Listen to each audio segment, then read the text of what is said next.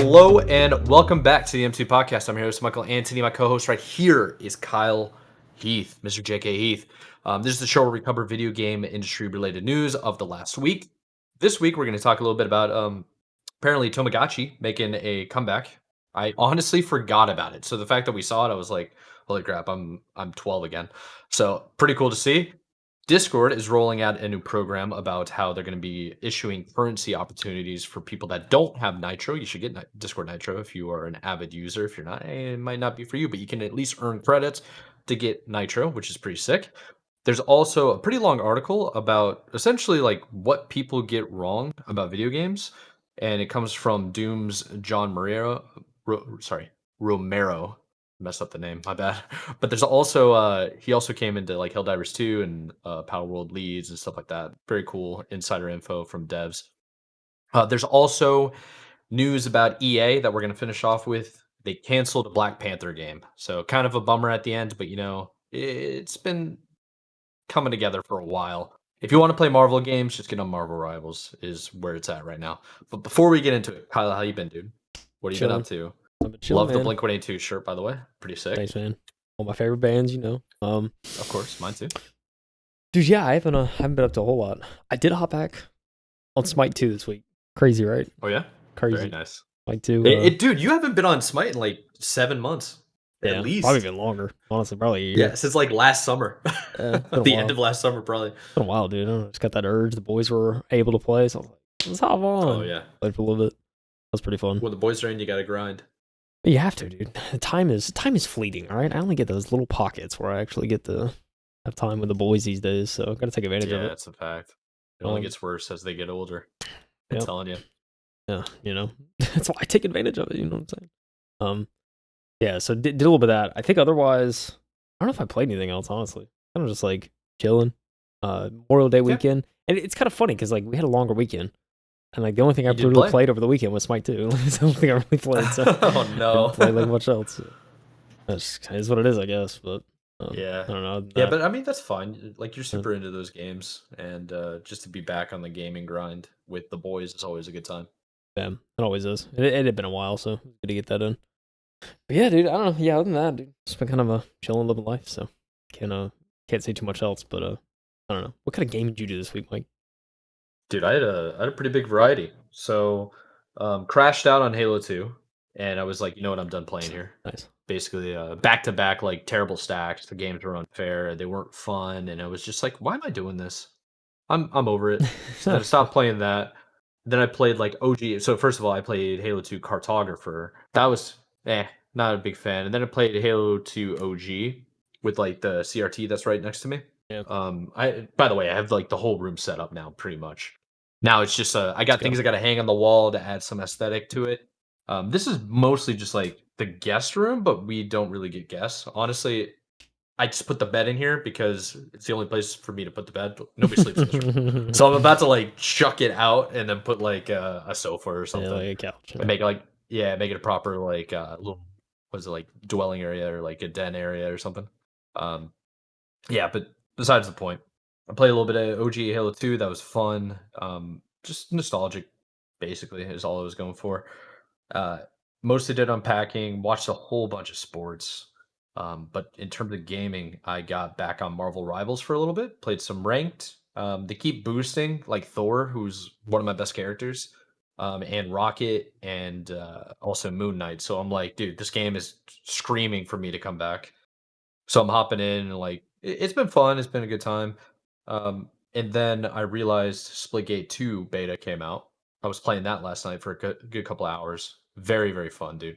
The game is much easier than the first Splitgate, for sure. Not in terms of like, what do you call it? Not in terms of like aiming or anything like that. It's pretty much the same. It's same feel, but teleporting across the map is so much easier now than it was in Splitgate 1. I feel like that's at like a detriment to a skill gap, but at the same time, it kind of nerfs like the mouse and keyboard players a little bit. Because like with mouse and key, you can be super, super accurate with your placement of the portals. Where that like the first game. In the second game, this beta version of Splitgate 2, it is very forgiving. Like before you had to be pixel perfect. Like if you didn't have your reticle directly on a wall that you could teleport to or put a portal on, it wouldn't work. Whereas this one, it's like if you're in the general area, you don't have to be exact. You can still get there. And it's funny to me because I'm seeing people on like Twitch. I've been hopping into a bunch of different streams and like seeing people play and like also Halo Infinite playing that. Just checking in with people and I see them complaining. They're like, Splitgate 2 is it's too difficult, it's not casual enough. And I'm like, you guys have no idea what you're talking about because Splitgate 1 was you had to be absolutely cracked, like triple, quadruple portaling across the map, not moving. Yeah. Very difficult to do. But it's been fun. Very excited. I'm also in the process of trying to fix my buddy's Eli the Ninja's Xbox. He bricked it by mistake, like his OG box. This guy. It's not his fault, to be fair. Okay, It's somebody else's fault. He didn't really know what he was doing. Eli didn't, and he was asking for help from somebody that claimed to be an expert, and he basically locked his hard drive out of his console. Tough. The good news is I know how to get into it. I got this like adapter over here. I'll kind of show it, but it's basically like a hard drive adapter. It all plugs Fine. in. I got the key and everything to unlock it. I've already logged in, and I know for a fact I can get into the hard drive, which is the hardest part. I just need to lock it now, and the only way for me to lock it is I have to know the HDD key, which I do know. So, the only problem is because these drives are so stupid, the way Microsoft set it up, I have to physically shut down my computer and reboot it multiple times until it eventually lets me log in. Nice. Just because of the way the hard drives are designed. It's one of those things where like the motherboards are mated to the hard drive that it's used, and you can only lock or unlock the hard drive based on the serial key on the motherboard, unless you have the HDD key, which I do have. So it's like I gotta mimic my Xbox with my PC. I'm like, oh no. And then there's like another hard drive, just like to get into the weeds of it. It's like there's another hard drive where the HDD key is all modded, it's all set up, and then I transferred a bunch of files to it, maybe too quick, and it bricked the old hard drive, I think. Now, it loads the video games on the console, which is good. However, there's no dashboard, and I don't know why that is. So I'm hoping I could just load in and delete the dash that it's trying to boot to, and then it goes to the default one. We'll be good to go. It's just it's very silly, is what I'm getting at. Yeah, it sounds very silly, to be honest. Good Yeah, old but Xbox. it's gonna be okay. It'll work. It's It'll gonna work. be okay. It's gonna be okay. The fact is that I plugged it in and I was worried it wouldn't work, and it immediately like clicked in. It was like, yeah, we detect this hard drive. It's an Xbox hard drive. You don't have to reformat it. Double click this.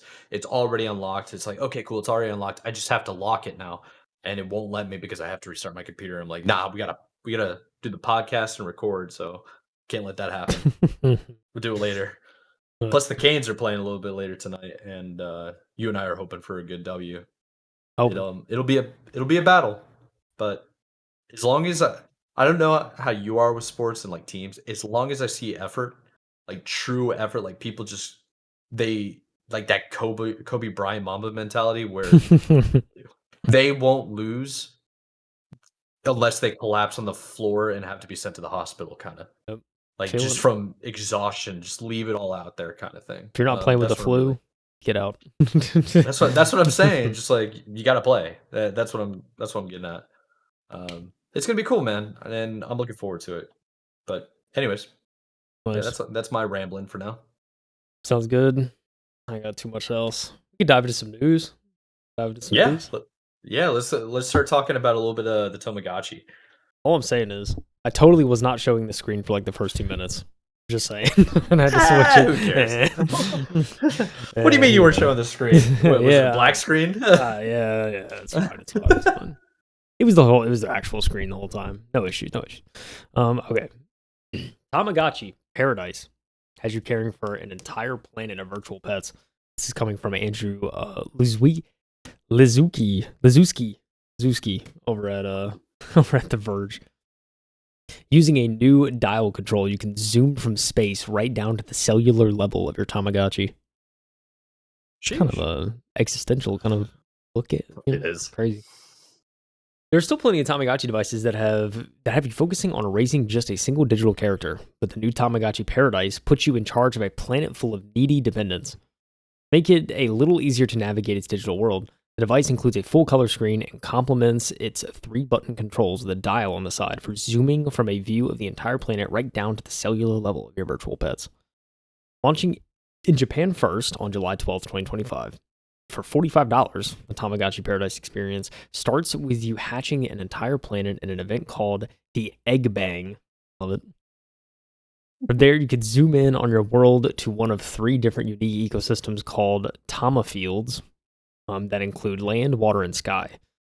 Which ecosystem you start with is dependent on which of the 3 colored versions of the Tamagotchi Paradise you buy, but you'll eventually be able to unlock all 3 Tama Fields as you play. And even shows them connecting with friends. Crazy. And like literally holding and plugging. Yeah, that's wild. old school. And then you get to like do all these different things with them. I can't believe Tamagotchi's coming back. It's kind of nuts. Each Tama Field will affect how the Tamagotchi characters grow and evolve through unique activities and foods. The game includes over 50 different Tamagotchis separated into 12 different species that can be raised from eggs. Tamagotchi Paradise expands that with a breeding mechanic, so 2 compatible characters can create new Tamagotchi with 50,000 possible combinations available. 2 Tamagotchi Paradise devices can also be physically connected, letting characters from each interact to potentially start a family or become foes that prank each other and even get in fights. Nice little video is included in the article by a good old Bandai. Shows it. If caring for a planet full of virtual pets isn't hard enough, the device's dial even lets you zoom in on Tamagotchis to the cellular level, which is how you care for and cure them when they get sick. It sounds exhausting, but unlike kids, dogs, or cats, if the responsibilities become overwhelming, you could simply pop out the device's AAA batteries for some respite. Respite? Is that what it is? Spite. Respite or respite? I don't know. I barely For some rest, you know? from rest. Some rest. But just a little video I'll play while we kind of discuss. But Did you ever get into Tamagotchi as a kid? Or I never ever? actually owned a Tamagotchi, but there's people at school that did, and I would like watch them play sometimes. I was like, whoa, this is kind of cool. But this is wild, dude. You get a whole planet, you get to zoom in, zoom out. You have like 50,000 combinations you could breed. It's crazy, man. The thing that kind of blows my mind, so to me, Tamagotchi kind of fell off. I thought like maybe it's just always been popular in Japan because I mean they had freaking Japan Airlines with Tamagotchi on it It's crazy. ages ago, probably like 20 years ago. But it initially came out Tamagotchi in 2004, but the availability was in 1996. Apparently, it's handheld digital pets. I mean, that's so cool. I understand that some cultures they aren't very big into pets. I don't know if Japan's one of them. I don't think so, right? I don't know. I mean, I feel like cats are big over there. I mean, there's dog. I mean, there's some Yeah, dogs yeah, too, I that's a guess. good But point. Yeah, there's like cat but you cafes and don't. stuff, right? Yeah, it's weird because I think our perception's a little bit more skewed because I don't know about you, but I think in movies or TV shows in the US, everybody has a dog or a cat or something like Yeah. everybody I know has animals and multiples of them.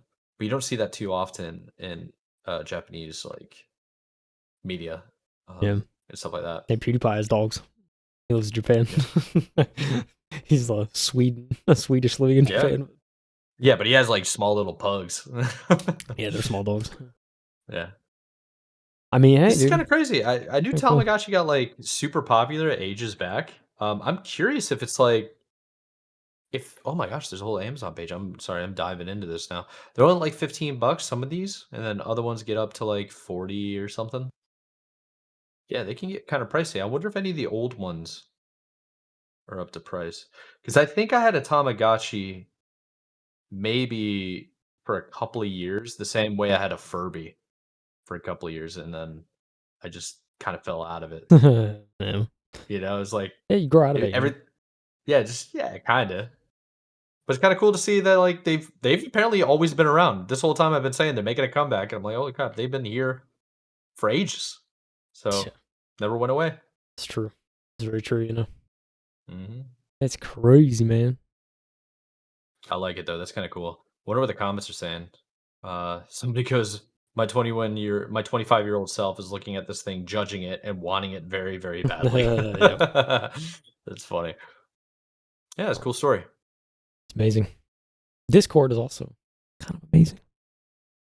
Yeah, so this one's kind of short but sweet, and it's worth mentioning. So Wes Davis over here at The Verge, also The Verge that we just covered. Discord's new currency pays users to interact with ads. I think I saw this briefly on like Twitter or social media. Somebody making a post. It's pretty good idea in my opinion. So Discord Orbs is what it's called. Will let users earn free Nitro by playing with interactive ads. So Discord is beta testing Discord Orbs, a new in-game currency that can be redeemed for digital items. Discord has announced. So users earn orbs by completing the app's promotional quests. Discord's initiative that rewards participants who interact with advertiser content like videos or stream specific games to friends. In addition to spending orbs on regular items on the Discord shop, users can exchange the digital tokens for orb exclusives like spatial badges or 3-day passes to try out Discord's subscription service. Discord Nitro. So Discord says orbs are rolling out globally to a small number of its users to start before the wider rollout. If you're part of the beta test for orbs, you will get a notification like the one below. Then it shows a little screenshot of start earning orbs. It's pretty cool. So before this, publishers or brands that offered a quest had to provide their own rewards, things like avatar decorations or in-game bonuses. They can still do that if they want. Discord spokesperson Bradley Sheets tells The Verge in an email. And awarding orbs is simply an alternative option. Um, yeah, it's kind of cool. It's interesting though because it's like over the longest time, I feel like Discord has always been free, and slowly but surely, they've because of how many people started like getting on Discord and pivoting away from TeamSpeak or any other like-minded app like that. I think they've had to scale appropriately with the servers and all the like the demanding things that are necessary to keep it functional, and then they had to start paywalling stuff. So for us directly, like you and I, we both have Discord Nitro, and we're able to do upgrades to our audio and our video, which is very nice. You can also have like more and more people donate and subscribe to certain servers, which adds the option for more emotes, adds the option for better streaming capabilities. I don't know. What's your take, Kyle? I mean, yeah, Discord Nitro, like for me, it's definitely something I've had for a while. Yeah, I too agree with your path. Like Discord obviously saw the amount of users. Like when it got a lot of popularity, it's like, oh wait, we can monetize this. And like rightfully so. I mean, it's a great application. Um, it is. I mean, I think there's been arguments that like some of the UI decisions and stuff people have been like thrown off and they're not super happy with, but for the most part, it's still a Yeah, program I enjoy. It's one that I use daily for sure. Kind of one of my main form of communications with a lot of friends, so it's still very yeah, valuable to me. But I mean, I think the orb service. This is interesting. It's a way, I guess, of getting people to not only maybe get like if they want to try Nitro for free. It's like, oh, watch some ads. Nice, like people can advertise yeah, on it, and it could be a interesting way to and seeing what else to do with these tokens should be interesting. And just seeing like kind of trying to make ads, like give users ads, but like don't have some sort of incentive with it, so it's just not just like this annoying kind of thing that people have to yep. watch or like forced to watch kind of thing. It's like doesn't seem to be the case. So hey, I think it'd be interesting and giving people a free way to try out Nitro. I mean, they could try it, like it, and all of a sudden they got another monthly revenue source. So there you go. Yeah, that's So good. That's a good point. Um, there is a lot of things that like Nitro allows you to do, and Nitro Basic because there's like a $10 a month, and then there's a $3 a month. They offer different things like uploading or sending files and file formats. I'm trying to find right now within Discord itself because that's what we're mostly here for. I don't know where it is, so I'm not gonna waste my time too much. But there is options where you start getting. Oh yeah, so there is a view quests section where you can literally like start a quest to go, let's see, open beta quest for Splitgate 2, something I talked about at the beginning of the show. I've been playing that. I have now the option to watch the video to claim a Portal Pulse avatar decoration, and I can keep it with nitro. So it's like that's pretty cool. I might actually watch this after we're done recording so that I can get like a new emblem Yeah. for my profile. I mean, there's a couple of things that I have added over time. It's just there's so many options that I've used with Discord, and it's such an app. Like it's an app that I use all the time with so many different things. It's pretty customizable. Um, yeah, I don't know. I'm pretty bullish on the take of what they're trying to do. It's like if you're gonna force ads on people, or maybe not force it on people, but if you provide a service for free and you have a decent subscription that you do get some stuff back if you do subscribe, like it might be valuable to you. Uh, but I don't know. It's one of those things where it's like Discord also needs to make money. So they either make money through subscribers or they make money through you doing this Discord orb program where you have to participate in ads. Because engagement like that is probably worth more than just viewing, you know? Yeah. Yeah, I mean, I would agree. I think it's certainly a value to engagement. Yeah. Yeah, I mean, I don't know. I think it's overall it's an interesting service. Trying something new over there at the Discord land, so give it to him. Oh yeah. I'll give it to him. Yeah. Yeah, I think it's halfway decent. But you know what else is more than halfway decent is our next article. That is a lengthy one. Oh, it's It's a pretty little much like the main topic Listen, of what we're talking about this week.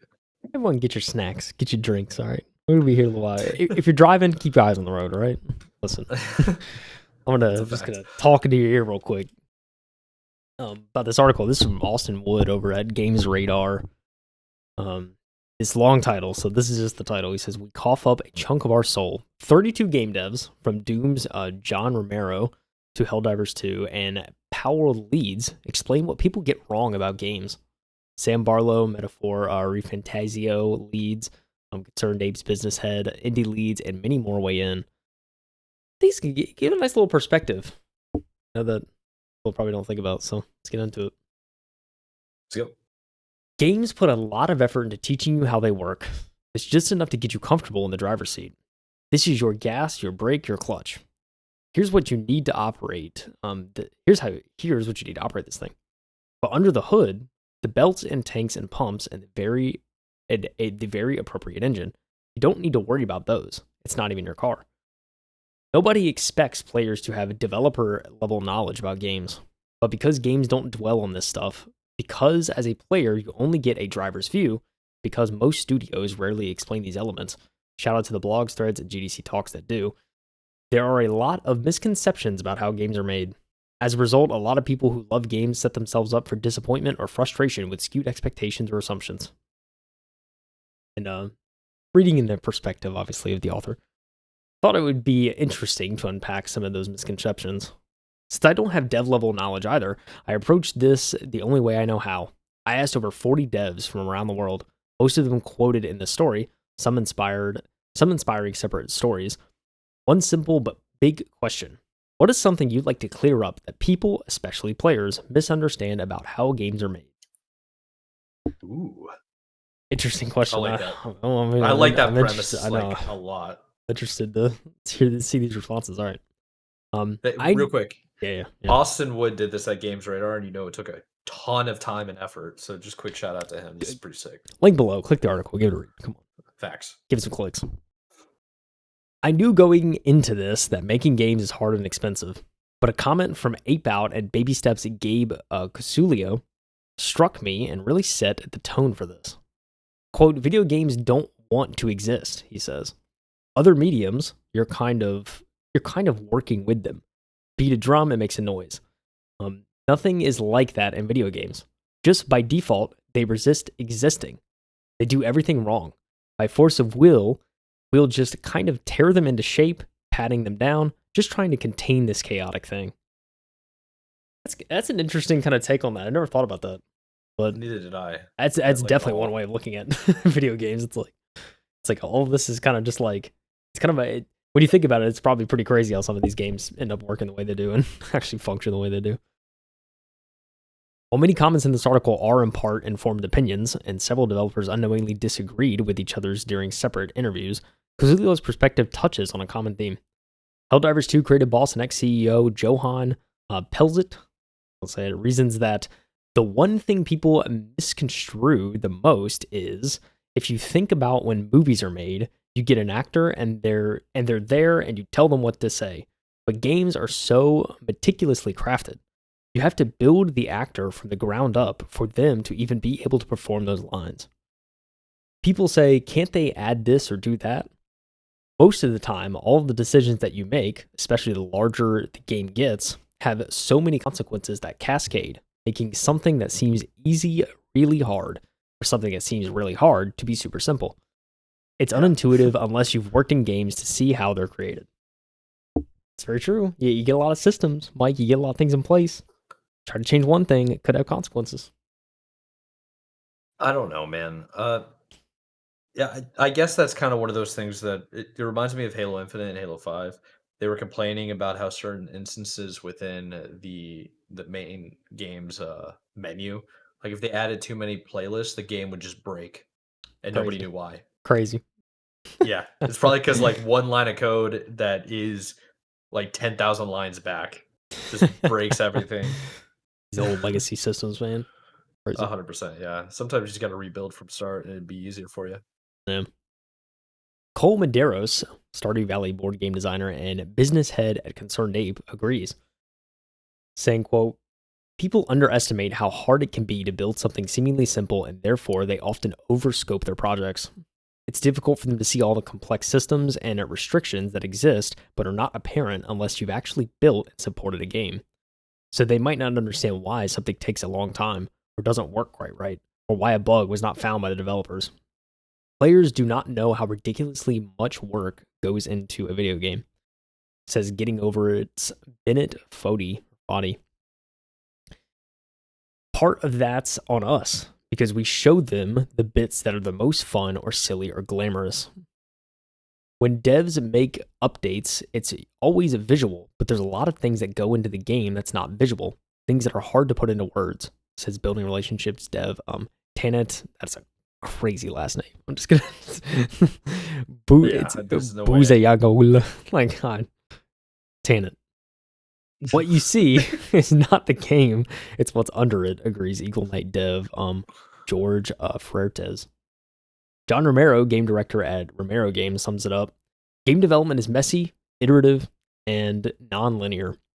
Game designs aren't clear blueprints like building a house, and it's not a linear process. Finding the fun is not always easy, and sometimes takes a lot of development to demonstrate. Also, with so many interwoven disciplines, changing something in one area often impacts many others and could cause delays. We've seen little glimpses of that before that we've discussed on the pod, like CD Projekt Red, which we didn't include it in this, but they're actually they just started pre-production of Cyberpunk 2, so or 2077 2, whatever they're calling it. Oh yeah. So, but yeah, like whenever they did the Phantom Liberty DLC, they had pretty much like completely restructured their dev process and kind of how they actually ended up like making certain aspects of the game. So made it a lot more efficient and made it so that they didn't have the disaster that was the original launch of that game. So facts. Yeah. It's crazy, man. Romero mentions an understated but important process, making something people will want to play, not just that they can play. Once a game works and it overcomes all the technical and creative obstacles to run, it may not be fun yet. I'm reminded of Todd Howard's comments on Starfield saying it took 7 years to find its fun, and that he thought we would find the answers faster. Finding the fun is something Papers, Please creator Lucas Pope mentions. I start with a nicely rounded idea, then immediately dive into the weeds and hang out there for more of the project. He says, I happily assume that the pieces could be put together to make a fun game, with only a vague idea of how. That idea changes as the pieces are completed. It really makes me kind of wonder too, like how many of these games are made and like how different the initial vision is from the actual finished product and like how much that varies across studios. Makes me wonder that. I feel like it's got to be a lot too, because like the bigger the game, the more bugs, but sometimes the bugs can be really exciting for the players. Yeah. But then the devs get upset and they're like, this is what we wanted to create. And then all of a sudden they just patch it. And then all the players are like, why would you do that? It was so cool and so much fun. And now it's ruined. Yeah. You know, how that can just happen sometimes. It's crazy. XCOM creator Julian Gallup, House CEO of Snapshot Games, largely agrees. It's such an incredibly iterative process that normally takes you, in some cases, far away from your original conception. When you say you're a game designer, if you've designed the game, well, what do you do the rest of the time it's in development? Constantly iterating and testing and refining all the data inside the game. The whole iterative process of game creation is maybe something that people don't appreciate very much. That's a good question. Like, I've never thought about it. It's like, oh, game designer, like, you feel like most of their work is probably at the front end, like pre-production kind of thing. But I mean, even during development, you still have stuff that changes. So, well, it's brutal. Yeah. 4 members of the processors team at Heart Machine offered an example of how things come together. Producer Marimi Chappelle discussed the making of a boss fight and how multiple people across disciplines will put their fingerprints on that small section. Making a game is much more collaborative than I think people think it is. Director Alex Preston notes that adding another person to a dev team can also add a multi-dimensional complexity to how the team works. Writer Laura Midgett dismisses the idea that one person could or should take matters into their own hands because, as Romero also said, changes affect more than that one person. And on the other hand, narrative director Tyler Hutchinson points out that adding more people doesn't inherently make things go faster. Making games is a communication problem, he says, and more people complicates that communication. That's every type of team based. I feel like it's any discipline, any industry, like it's crazy. 100%. I think anybody that's worked in a team can relate to that. You add a new guy, it's like, all right, well. Oh, great. We got to get him up to speed. Oh, no. It's like, oh, gosh. And then get yelled at because you're not billing the hours to project time. Because you're not doing your thing. And it's like, all right, the teacher's gone. Oh, no. The human element of a game dev was another recurring point. New Blood Interactive head Dave Orshry now unreasonably reasons that most players know next to nothing about how games are made. There are more similarities to film and TV production than you would think, he explains, highlighting the way development teams coalesce. With the exception of solo devs, games are an artistic endeavor and require the cooperation of handfuls, dozens, hundreds, or even thousands of people at once working together to create interactive art. You could put all the great programmers, artists, animators, and sound designers you want in the same building, but that doesn't mean that they can make a great game. Great games are made by great teams that work great together. It helps when they're all friends, too.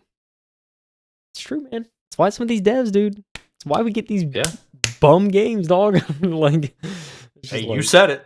I won't name names, but like some of these games, bro. Just saying. Likewise, focusing on the human aspect, Iconoclast creator Joachim Sandberg worries the vocal audiences still lack empathy for the staff of a company. There's an idea that one person, like the director, is responsible for every popular aspect of the game. Video games have many directors. A game is its team, not its auteur. I don't know if I said that right. Auteur? I don't know. Auteur? Auteur. Auteur. It's not auteur. Oh, let's see. Auteur. Pull it up. I'll figure it out. You can keep on going. One such director, David Jimenez at Altered Almonds Too Awesome, describes his role as creative director as like directing an orchestra. You have to manage people rather than manage the game.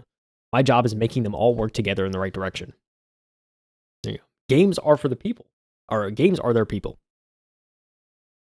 It's why a studio's output can feel so different if key creatives leave or are laid off to assure investors a number will go up for a quarter.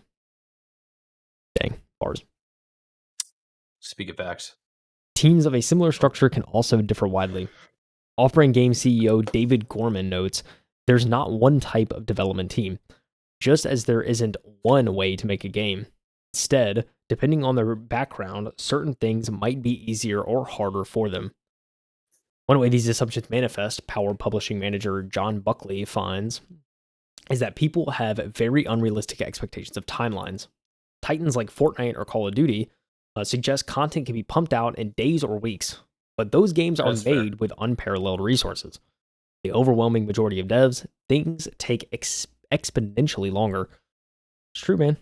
I agree with that, but there are devs that I know of that claim that they're going to be doing weekly or seasonal updates. Like a good example of this, 343 Industries claimed that Halo Infinite at launch would have updates bi-weekly. And the only thing Sure. these guys updated was the freaking store for years. Tripping. And then started adding content that was in previous Halos before. And the new Halo players are just like, oh, this is new. This is awesome. This is so cool they added. It's like, bro, this was in Halo 3 20 years ago. But you know what I mean? But I mean, that's a strong like exception to what he's talking about. But what I'm saying is, it's like, as long as you set the expectation of what the customer True. is gonna like, like set the expectation of what to expect. Exactly. Kind of redundant for the department of the redundancy department. It's like, it's just, you need to set the expectation, and as long as you do, then people are going to be okay. That's one of the reasons why people got so mad at Todd Howard with Fallout. He set the expectation that it was like one of the best games ever, and it launched, it was broken. Yep. What do you expect people to feel? Anyways, it's true, dude. Let's Spitting. keep chugging along, brother. I think gamers have just become so used to this kind of constant cycle that they're now applying it to every game they play, Buckley adds. A new island in Pal World, that's half a year's work. That takes 6 months. And when it comes out, people are super excited, but you just get so many nasty comments before that about these things. Okay, I had to work on this article, man. I know it's a long one, but like, anyway. And you try to explain it, and there will always be a few gamers who get it, and they really appreciate that dialogue, but quite a lot of them don't. Yeah, that's fair. Iron Lung and Dusk's David Zemansky believes communication between players and developers in the indie sphere is pretty open, or at least it is when both parties allow it to be.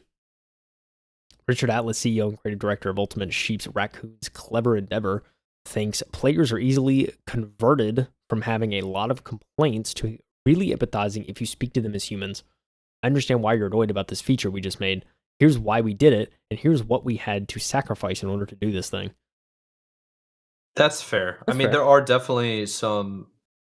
There's a lot more transparency going on in the indie space, because obviously they have the ability to explain why things are the problem that they are. But if you have something like a really big, like AAA developer, and their publisher is on the U.S. New York Stock Exchange, it's like, you don't really get that luxury of being like, yeah, I mean, we don't know what we're doing. We're trying to figure it out. Yeah, I don't think it's in their best interest. Stocks will tank. It's not in their best interest to be transparent. So it's like, no, exactly what I'm trying to say. It's true. Yeah, I totally agree. I mean, I think to a certain extent, you just get too big for your own good. So it's like you could do the transparent approach, but like if you do it, you're at risk of like stock tanking and losing investors. So exactly, and then no more games. Yeah, no, it's like, well, that's shut down the studio or exactly. Yeah. All right, we got a little bit left. This kind of rapport becomes especially valuable when games stumble or break. Some of the shakiest theories and worst arguments can surface when players are unhappy with games. Time when feedback is arguably most important, and this is when once harmless misconceptions can poison the well. I'm not suggesting people who make games can do no wrong. That design or monetization missteps shouldn't be criticized. As ex-BioWare community dev Frank Sanchez told me for my story on why online games always break at launch, there are valid reasons to hold devs accountable, and if problems aren't being addressed, put their feet to the fire and say, hey, I'm not having a good experience. This is why. Don't harass them. Yeah, facts. Yeah, you could be polite. Most people aren't. Keyboard warriors, you know how it is. Countless devs have said it. Player feedback is essential. Even the biggest teams can't test and find everything themselves. Inchfor creator and Shrower creator Brian Berge put it this way: there's nothing I appreciate more than someone writing out a post about a mechanic and how they think it can be better. But as Fallout's Tim Kaine said, there are good and bad ways to give feedback, and a lot of these ties to how problems happen in games and how they can be fixed. Behind a lot of releases that just didn't turn out the way people expected them to, there was a dev team trying its absolute hardest to make that game as good as it could possibly be under challenging circumstances, says Romero Game CEO and studio director Brenda Romero. We cough up a chunk of our souls for these games, and while a non-optimal release sucks, I can assure you that the dev team tried everything in its power to deliver on that vision. I think there might Bro, be I hear what he's saying, but I mean, like, there, you look, can't be just launching broken games. yeah, I don't care. I think there's some truth in that, but I think to a certain extent, like to your point, can't launch something broken, but also like if something is broken, is it the fault of the dev or is it like the higher ups telling, oh, you got to push this game out? And we're like, it's not ready. And they're like, well, sorry, you got to make money. I hear you, I feel you, but you can't have it both ways. You can't be like, "Oh, I'm a victim of the circumstance where I'm getting pushed down by, like, the publisher, and I just can't meet the deadline. It's all broken. We gotta ship it anyway." It's like, dude, you do that and you tank your entire reputation. It's one of those things where, like, this new era of move quick and break things that I keep seeing everywhere. It's usually, like, starting with tech startups, but now it's starting with, like, video games, and it's spreading into, like, movies or shows, music. Cars is a good example of that. How many times have we seen Toyota pushing out cars that are unfinished, and now they're having, like, massive recalls of entire models? It's like Yeah. Toyota's a highly reputable brand, very reliable, and you have to do a recall because your cars are, like, catching fire? So, I think there needs to be a culture shift of just fix the freaking game, man. Don't launch it broken. It's that simple. That's why we see I delays, if you dude. launch it broken and you charge money for it, you might as well be stealing, in my opinion, Might as well, because 'cause dude. you're lying about the promise of what the game is. Way we're And all I don't break. mean this in the way of like, "Oh, I don't like the game, it wasn't my type of thing." It's like, no, like, I can't play level 1 because it's so busted. Like, the graphics aren't Because I get loading. 5 frames. And I can't fix it. Yeah. Imagine going to the movies and you miss out on an entire vital piece of the section of the movie, and it completely cuts you out Yeah. of the movie experience. You know, it's not just a bad movie, like, there are bad movies. I see and love bad movies, Yeah. but I'm gonna be pissed if I miss 20 minutes of it, Yeah. you know? It's true. It's very true. Yeah. I see what he's saying, though. I get it. I'm adding an asterisk is what I'm Yeah. saying. Mike Spin. Tiny Bill CEO Alex Nichaporchik, so I'm going to say that, says making games is Yep. insanely difficult, especially before you've announced and had some traction. When you're wondering if anyone will care, and if they do, if you can meet expectations. There's a constant battle between the realities of trying to make a game under a time frame and a budget and all that other stuff, and how difficult it is to do one little thing. Goes Graffiti Games lead producer Troy Seaman. When you add all that stuff, that's where you start to see delays and other issues that I think cause a lot of games that people see as being bad or rushed. People think developers have a lot of malice behind anything they do when it's actually just them trying to make sure they get the best game possible. Adds indie dev Ariel Knight. When things do launch with bugs and there's no way to make the game without bugs, it's nothing they left in because they didn't care. Szymanski targets the idea of dev laziness as a blanket explanation of missing buggy features or seemingly hacky implementation. He says these decisions are nearly always driven by an unseen web of more complex issues and or external pressure. He worries online tutorials and tools can be a bit of a double-edged sword in this instance, because it's now very easy to acquire enough knowledge to make broad, incorrect assumptions about how easy a given task should be. With his recent game Butcher's Creek, Szymanski found that something that sounds like a simple fix for AI and animations actually would have required overhauling huge chunks of the game. Some developers I spoke to were hesitant to call out players. Others, like veteran dev Andrew Gilmore, best known for Slain and Volferis, reckon players don't care as long as the game is good. So he may even advise devs to stop trying to explain your process and get back to actually working on your game. If you don't have, and if you have done it correct, you won't have to explain it. Liza P director Joanne Cho was of a similar mind. Via Interpreter, he said, in the end, if I make a good quality game without having to go into the details of all the challenges we went through, I believe the fans will see it. It's Yeah. true, dude. Make a good game. I mean, both of those things are very true and make a lot of sense. Um, Yeah. it's clear and obvious to me. It's make a good game, nobody's gonna care. There are gonna be super fans that wanna know how in the world did that like, how in the world were you able to do that? It's gonna be a very niche section of your, like, fan base, I think, it's probably the way to say, Yeah. customer base, but those are gonna be the people that are, like, they wanna make their own video game, you know? So, Yeah. or they wanna be a part of the team and contribute to the game. That's how a lot of modding starts, a lot of these people. They're just, like, they always wanna be video game creators themselves, so they mod your existing game to, like, add things to it, and in their mind, they're adding to it. Um, yeah, I don't know, man. It's interesting take, but I do agree with both of what they're saying. Yeah. No, I do too. I think, yeah, I mean, I think like for someone like me, it's always fun to see the kind of like interweavings of like and seeing like the behind the scenes stuff. I always find that stuff interesting. But yeah, I mean, I realize most people don't know. They're just like, oh, just make a good game. So Yeah, yeah, exactly. I mean, Yeah, I think at the end of the day, like there is a lot that goes into something, but like as long as it's good, you'll get the recognition and you'll get like people enjoying it. precisely. And Yeah, it's the reality of it is most people just don't care about the blood, sweat, and tears that went into it. It's kind of just not. I feel like that's what most people just they just as long as the game's good, like they're cool with it. So interesting way but of looking at it, but yeah. yeah, What I wanted from this story was a look into how devs think about games and why games require the resources they do, and a broader perspective on game development that doesn't rely on jargon I frankly wouldn't understand either. If there's a theme to all of these responses, it's that making games is hard and expensive and time consuming, and also diverse and messy and collaborative, often in unseen and unpredictable ways. Games are 3D shapes, and playing them only shows you one side. We won't know if that square is part of a cube or a pyramid. So we should criticize games, interrogate claims, and share opinions. But we should also resist the urge to generalize and assume, because wrong assumptions can become an obstacle to our own experience and feedback, and it is so incredibly avoidable.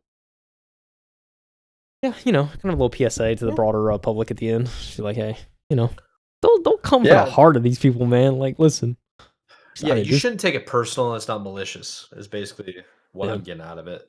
yeah, Uh, I really do, like, I really, really do think there are decisions that are made at, like, the behest of shareholders or the behest of corporations and stuff like that. Helldivers 2 being a great example of that, what Sony did. Where yeah. they were like, "Oh yeah, we're gonna take it off PC and we're gonna make it so you have to have a Sony like PlayStation membership." It's like, dude, you just nuked your entire fan base. Like overnight, crashed the game because it was getting up to that almost apex of insane content creation. Like everybody just then, all the big content creators just then started to play it. But the moment that happened, okay, cool. Now you just created like a million viral YouTube videos of people trashing your game and your policies instead of people talking about how good the game is. So there is elements of like external forces that will take a good game and then tarnish it.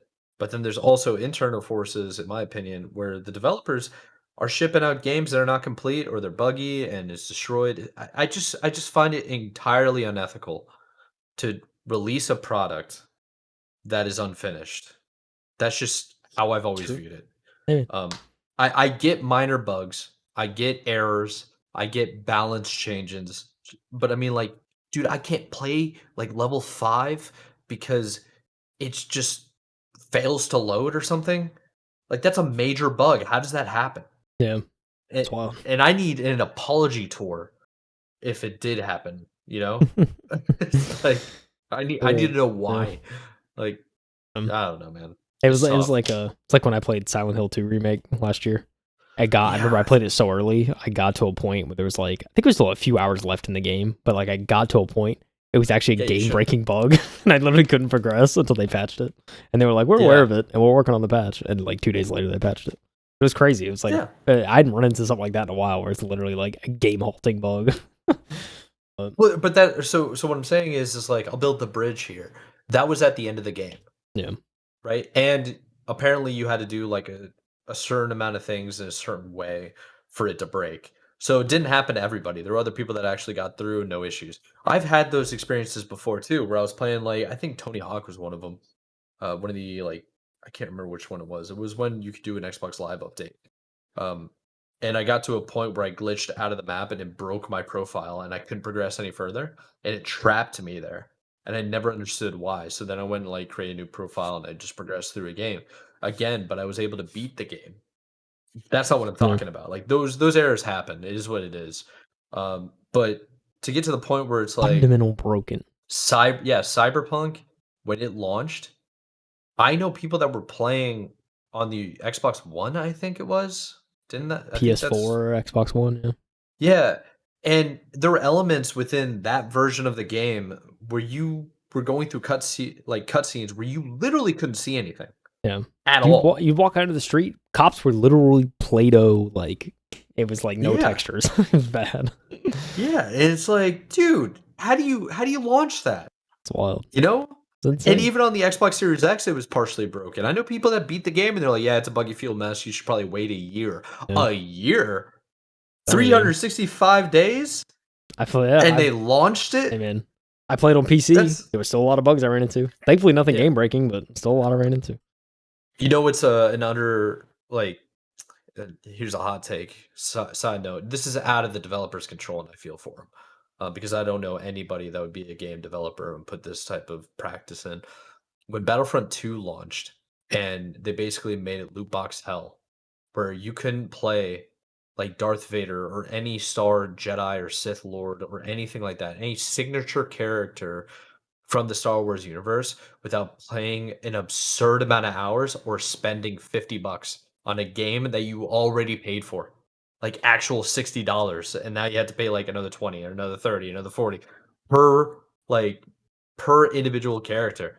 That is, in my opinion, game breaking. It's not a bug, it's just like by Yeah. intention. And EA had one of the worst backlashes I think I've seen in gaming after that. It's like iconic. That's gonna be in the history Yeah. books of what not to do to your fan base. Um, speaking of which, it's making a comeback, just side note. But yeah, Sure people is. are starting to play it Saw again. that. Yeah. Saw that, man. You know what will not even be making an appearance? EA. Speaking of which, EA as a actually, company. that's funny. EA as a company. EA. Honestly, EA, I think was rated one of the most hated companies in the US. I think it was like top 3 was EA, what was the other one?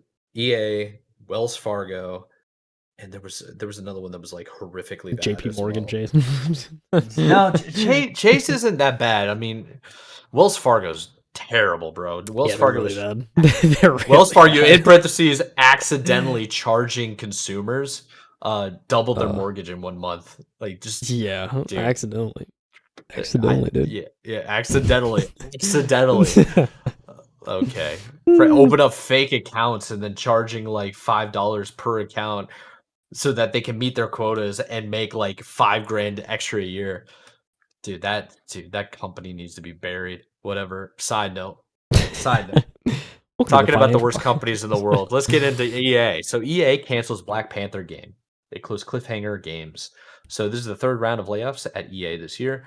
Electronic Arts is canceling its planned Black Panther game and shutting down developer Cliffhanger Games, IGN has learned. In an email sent to staff from EA Entertainment, President Laura Maley, think Maley. Hey, Maley said that these changes, alongside other recent cancellations and layoffs, are being done to sharpen our focus and put our creative energy behind the most significant growth opportunities. That's the most EA response ever. Um, in addition to closing Cliffhanger and canceling Black Panther, EA is also laying off some individuals on both its mobile and central game teams. When asked for an exact number of individuals impacted, EA declined to comment, which means they're probably still which means it was firing like people. hundreds of people still going. Still going. So IGN understands that the number of affected individuals is in this wave is less than the roughly 300 roles cut last month across Respawn and EA's fan care teams, but cannot confirmed by how much. Melee, Melee, Melee. It's gotta be Super Smash Bros. Melee. Melee. I'm struggling, dude. Oh, geez. Okay, so Laura over here, EA Entertainment president went on to say, "These decisions are hard. They affect people we've worked with, learned from, and shared real moments with. We're doing everything we can to support them, including finding opportunities within EA where we've had success helping people land in new roles." As with past rounds of layoffs, EA is endeavoring to place affected individuals in other roles across the company. The company has made use of this placement program with each round of layoffs in recent years, an effect that remains possible despite the constant team cuts likely due to EA seemingly distractedly drastically, Jesus, drastically increasing headcount on other teams at the same time. Per Game Files reporting, EA employed 800 more people as of March of this year than it did the same time in 2024. So at least they're hiring. That's a little caveat.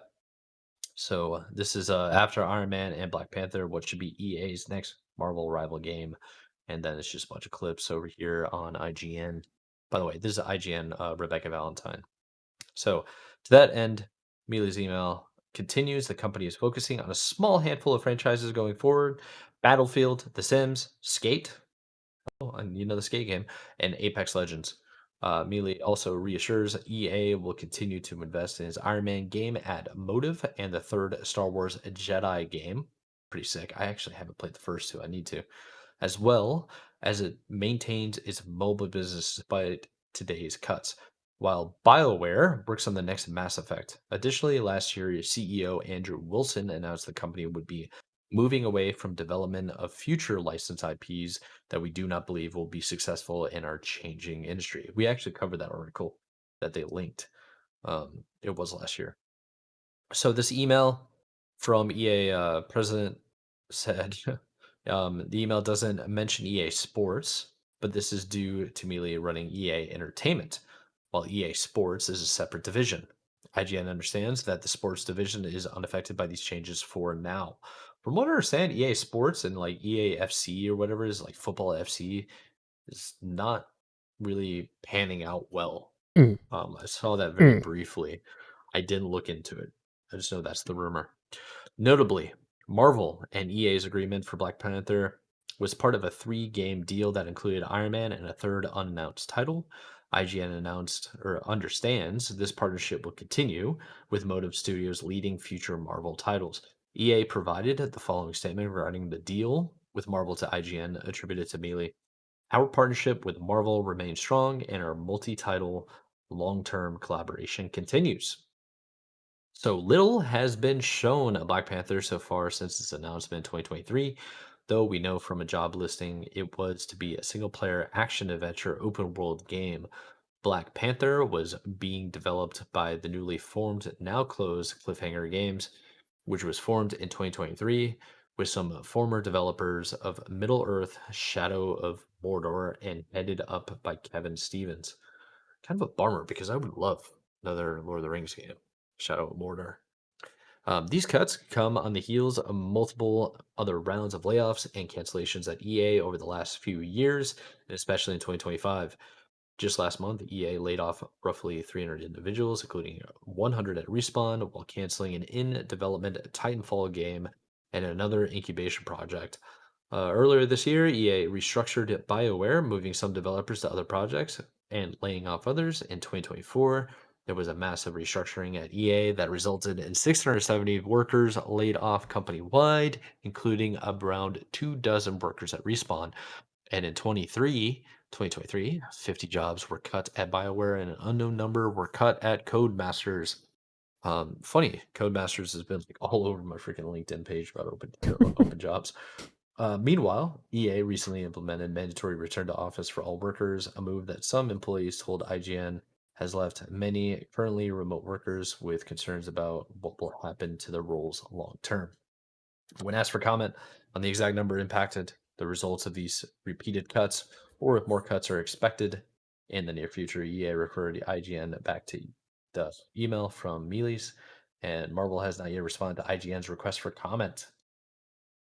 What do you think, Kyle? Mandatory return What to do you office. think? Yep. That's crazy.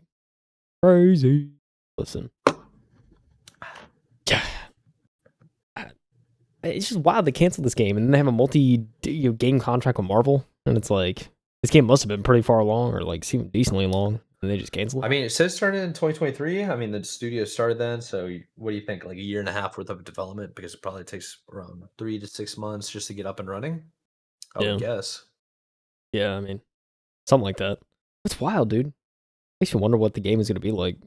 But it's like, EA making the Marvel games doesn't make me, like super hype about it, I guess, personally. But not to say that I have no faith in these studios. But it's really just EA's. Like, that's the thing. It's like the handover. That's kind of like, I don't know. But I would have still been interested to see what see more info on this and see this further along. So kind of sucks that it got canned, but and another studio shutting down, man. It's just, dude, I don't know. It's always rough to see. You see all these people losing their roles and losing their jobs, man. It's like, Yeah, EA, it's dude. true. Electronic Arts challenge Laying everything. people off. I'm absolutely shocked, but not It's really. wild, man. I Absolutely don't know, man. insane. It's kind of unbearable for EA. If they don't fall in love with the product quickly and often, it's not successful. They just abandon it. It's kind of how they always been. It's kind of a shame because some projects are like redeemable, other ones not so much. It just I don't know, it depends on the situation. But these guys, kind of a bummer not to see a Black Panther game. I'm sure they're probably gonna reuse stuff. Honestly, Yeah. what are the other Marvel games that are coming out that they said? Yeah, Black Panther. Was Captain America one of them? I literally just read it out loud, Hmm. and I can't even remember. Yeah, I can't remember either. It's bad. Falling apart. We're a Falling great show. We're a great show. We do apart. a really good job, Well, it's a three. Yeah, Iron Man. Sorry, Iron Man. I would imagine Captain America would be the other one because I would imagine. it's either Captain America or Thor. I would very much like to play a Thor game, just because I'm a big Thor guy. Be fun. Yeah, Black Panther, Iron Man, and probably Captain America. Those would probably be the three main ones that could carry the torch for Marvel. It's tough though, it really is. Yeah, because EA can't do Spider-Man, can it? I think Sony still owns those rights. Yeah, it's a good question. Actually, I don't know. I have I no don't think idea. they can. The problem that I always have with EA is they go out and they buy like the rights to IPs and they lock game development under their studios, and it's like sometimes their studios just aren't what I want to see. It's like the That's what I'm Star saying, Wars IPs. They pushed out how many games? Like 4? dude. Maybe Well, 5? something like that. And they had it for 10 years? What about Star Wars 1313? The unseen title that had so much promise and was so hyped, and then they were just like, bam, out of here. See, Bam. I don't Not know. coming out. It's just what they do, man. It's just what wild. they do. It's tough though. It's very tough. I sometimes this is why I said earlier, and I gave the whole dissertation about how EA is toxic and it's not a good company. This is the kind of crap why. Facts. Like Andrew they have the Wilson. rights to. I'm pretty sure they have the rights to all Lord of the Rings games. Like, bro, why is it only Shadow of Mordor? Why are Why we are there closing not more? Monolith, bro? Why? You know what I mean? Like, why? It just doesn't make It's just a sense, dude. shame. Just a shame. Make another It is what Gollum it and is. see how the community reacts. I dare you. You know what I'm saying? Oh, that's actually now I'm remembering why they stopped. Yeah, oh god. Gollum. Sheesh. Gollum. All right, brother. We're at our hour mark, and we covered Uh, all the articles Sure in did. today's episode. Pretty cool. Do you have anything to Sure add? did. Because you and I, we got 10 minutes to puck drop. We got to get It's on crazy. it. Gotta get on it, dude. I gotta. If I see a victory today, it's gonna be Canes and 7. I'm gonna write it on the whiteboard at work tomorrow. I'm just gonna. I already had it on my whiteboard. I'm You know, probably it's gonna go into funny. the office tomorrow. I just write it on the board. I saw a post on social media, and I totally empathize with it, like 100%.